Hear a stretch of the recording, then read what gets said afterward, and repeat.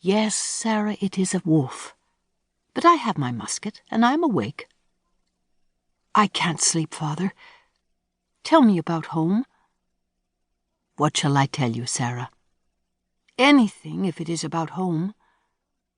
Now the howl of the wolf was a little farther away. You remember how it was, Sarah, the day I came home to tell of the land I had bought? You were rocking the baby in the cradle. And the baby would not sleep. And your mother said, "You know I cannot take the baby on a long journey. She is so young and she is not strong." Sarah could see her worried little mother, bending over the cradle, clucking and fussing like a mother hen. The wolf was farther away, but still one could hear it. And you said, "I said, I will go and cook for you, Father."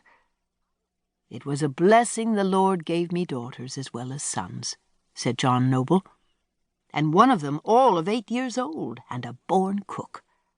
For Mary would not come, nor Hannah. "No," said Sarah, her voice sounding a little sleepy.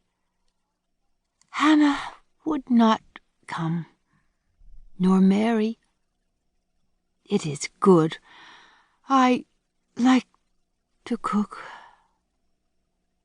But she felt suddenly and terribly lonely for her mother and for the big family of brothers and sisters, John, David, Stephen, Mary, Hannah, 3-year-old Margaret, the baby.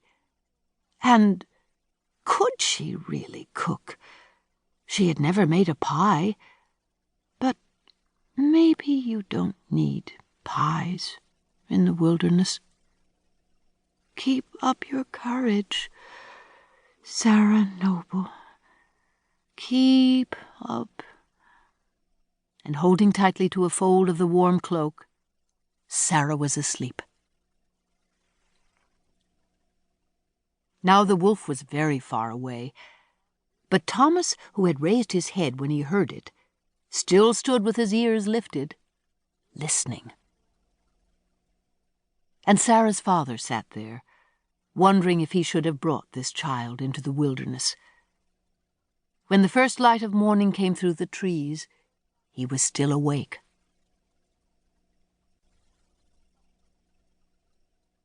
Chapter 2. Night in the Settlement. The next night was quite different. They came at sundown to a settlement. The houses were brown and homelike. In 2 of them, the sticks of pine used instead of candles were already burning.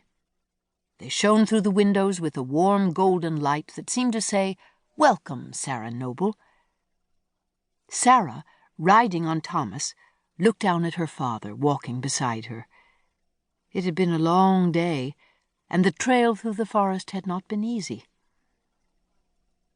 "We will spend the night here, Father?" "Yes," said her father, "and you will sleep safely in a warm house." Sarah sighed with pleasure. "Lift me down and let me walk, Father. Poor Thomas carries so much he should not carry me too far." So they were walking, all 3 of them, when they came to the cabin where the candlewood was lighted early. They knocked. The latch was lifted, and a woman stood in the doorway looking at them. "She is not like my mother," Sarah thought. "Her face is not like a mother's face." Still the woman stood and looked at them. "Good evening," Sarah's father said.